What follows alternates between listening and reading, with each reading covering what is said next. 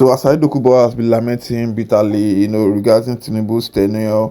I think the tenure has not been favoring him like he was expecting, I feel, because he has really been bitter so much. He has said a lot of things about TINUBU, like TINUBU is not really doing well, he's not doing this, he's not doing that. So, he had an interview in here, he was speaking about how TINUBU helped him during Obasanjo's tenure. So that was why he actually helped him during this election. And also he reviewed that TINUBU is not expected to support Nesirike in Rivers State, and is already affecting the peace of Rivers State. Like, a lot of things happening in Rivers State now. We just gather in news also that the court told CBN to stop, allocating money to Rivers State. So I'm still gonna drop the news in here also for you to check also. So he said a lot of things about TINUBU, like TINUBU has not done anything. He said a lot of things like the lot of things are not functioning in Nigeria. The rules are not functioning. There are no good rules. There are not a lot of good things functioning already in Nigeria. So, I think he was so disappointed. Probably was not expecting what happened, because ASARI DOKUNBO was part of people who are frontline for TINUBU. During when people were making a protest against rigging of election, him and his boys were the one in the forefront saying no, TINUBU is the president, the election was actually good and stuff like that. So, we could remember which I'm going to show you the video now, when TINUBU emerged as the president. ASARI DOKUNBO was very, very, very close to the ASO Rock. He goes to the ASO Rock very well. He makes his statement, but now it's really, getting bitter, and it's so sad for him. And I understand this very well. When you work for someone and you're expecting something big from someone and it's not coming in, probably that's what happened. Anyway, this is an alleged stuff, not really what happened. I'm just saying my opinion. So, guys, if you are new to our channel, do not forget to subscribe to our channel and click on the notification bell for more updates. Thank you. It's very clear. President Ahmed Bola Tinubu becoming president, I should be able to tell him the truth. And what is happening in Rivers State, where President Ahmed Bola Tinubu is supporting Nyesom Wike to destabilize Rivers State, to disturb the peace of Rivers State. And as a stakeholder in Rivers State, I feel disappointed, totally disappointed, for the president to allow his minister serving under him to run amok, procure judgments, and all sorts, threatening the people of Rivers State, because what they are trying to do is, we are going to remove FOBRA and nothing will happen. And I'm saying that if you remove FOBRA, something will happen. If you try to remove FOBRA, something will happen. And that is it. That is all. What is efficient in Nigeria? Mr. Dokunbo, is our railway efficient? Very quickly, sir, Bimba will ask the next question. You enjoyed, at least prior, and you admitted it yourself, that working for President Bola Ahmed Tinubu to get him into office, you enjoyed quite a cordial relationship with him. In fact, you composed a number of songs in solidarity with him. Were you consulted? Have you had the opportunity to hold on? Yes. Yes. So you were singing yes. in support of him. Were you consulted? Have you had the opportunity to speak to him, or has the line of communication totally broken down between you and the president? I supported Mr. President because I knew him before he became senator. I knew him before he became governor. I knew him before he became president. And God willing, if we're alive, I will also know him when he ceases to be president of the Federal Republic of Nigeria. But what I'm trying to say, this is not about me. This is not about an individual called Alhaji Mujahid Dokwasari and Ahmed Bola Tinubu. It is about my people. And when I'm speaking about my people, take me out of the way. I'm an individual. My relationship with President Ahmed Bola Tinubu was very robust. And at all times, the benefit I derived from that relationship was one-way traffic, was from Ahmed Bola Tinubu alone. His coming out for presidency was the only time I was able to pay him back. And I did. And even if he comes out tomorrow, I will still do it. Because at the time, General Olusegun Obasanjo buried me alive. He stood by me. And I'm not going to be in a hurry to forget that. But that is personal between both of us. You talk about the line of communication. See, there's an Islamic preacher, Sheikh Kishke. He said, when somebody becomes an emperor, an emir, a sultan, Satan becomes his best friend and advisor. Because Satan will always be there whispering to his ears. Was Jesus not carried to the pinnacle by Satan?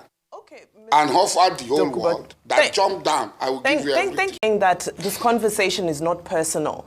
But a lot of people would disagree because you've made statements such as that if President Bola Tinubu fails, we should hold you responsible. So my question is, should your people... I stand by that statement. So should the Ijaw people, the Ogoni people, the people of Niger Delta, should they hold you responsible for the fact that their ministry has now been scrapped? I stand by that statement. Yes, so should the Niger Delta people hold you responsible? Are you taking responsibility for the Niger Delta ministry being scrapped? Since you said you would be taking responsibility. That is why I am crying out. That is why I am crying out. Because I am vigorously liable to any infraction of the exploitation of the Nigerian people, not just Niger Delta people. Because I stood in front of everybody. And I'm not going to deny what I said.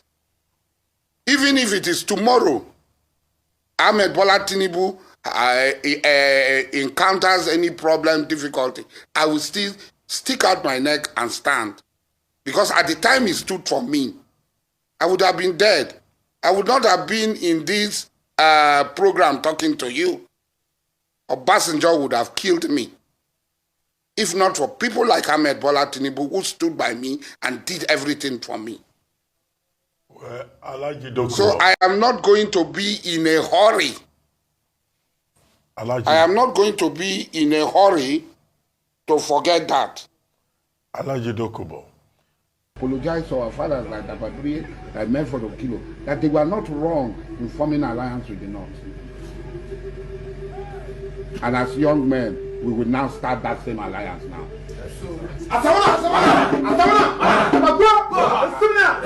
As I am today, from today, I will walk and form alliance with the North and to crush all of the opposition. Because those who hate us, whatever we do for them does not mean anything to them. Whatever job people do to them does not mean anything to them. We go all over Jordan. We will take this message that it's only the Northerners that can work with the job people. We cannot work with the Yoruba people. They are betrayers to us. We risked our life, voted, did everything. This is what we get. The Tinubu I knew. And I took all the bullets, emptied my account for, and said, hold me responsible. Hey, people say, in talk say, if Tinubu fail, hold me responsible. Tinubu fail, hold me responsible. Yes, I said it. Because the Tinubu I knew, I had so much confidence in him. But Tinubu I'm seeing today,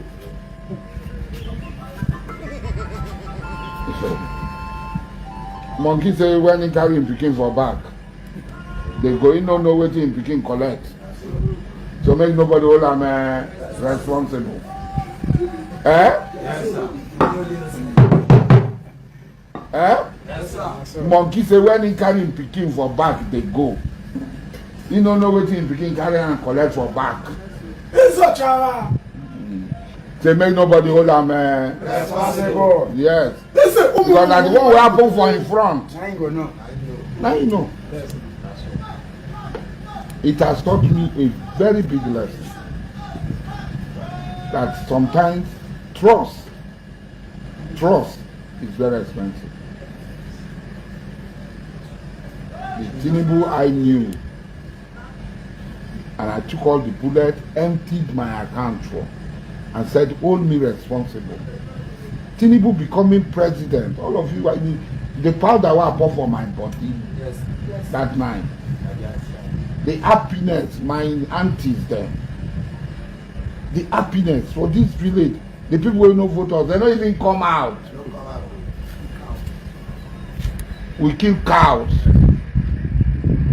The joy what I get, I pour powder for my body like a newborn baby. I don't born newborn baby. They should go and ask him, he's not dead. Now president that they talk about, when I talk to president, since they don't want, make we keep secret. The press conference, now president tell me to go talk to press. Asawana. He don't tell me to talk anything, but he say, talk to the press. Now I talk to the press. I talk to the press. If they ask me the root cause of bunkering for you, I don't know if you talk. The people where they do the bunkering, I don't know if you call them. Why not? So make I go there and say, nah, job boys they do bunkering. Nah, Ikore boys they do bunkering. No, Goni boys they do bunkering. Now lie. Don't be job boys they do bunkering. All the fire depot there. Now people wait there for army. Now they pay them, let them go to the thing. They collect their home, they give the people peanuts. So for me, this is one of the biggest steps. Like I said, I've always said, I'm not apologetic. I said, if Ahmed Bola Tinubu fails, hold me responsible. Because I have known him since 1992, and I know what he stands for. And I can stand in the gap between him and the people and say this thing. This is a step that my brother Goodluck failed to take, even when he had the opportunity. This is a step that, after talking no subsidy, General Muhammad Buhari was not able to take. Ahmed Bola Tinubu took it from the first day. Now you take about 8 trillion naira every year. This is wickedness. And you use it to service the gluttonous appetite of a few people. Because they shout, because they have the cameras like I have today. So they set the agenda for the people while the people are suffering. I believe that the 8 trillion, about $10 billion, will change the fortunes of education, will change the fortunes of health, will change the fortunes of agriculture and road transport. What I am opposed to is for NLC, Nupeng and others to go and to say, these people do not constitute even 1% of the population of this country, that palliatives should be given to them. If palliatives are given to NLC, to Nupeng, to Pengasin, to ASU, to ASUP, what of the ordinary people who are not employed, who are not represented, who are toiling day and night? Why should there be a discrimination?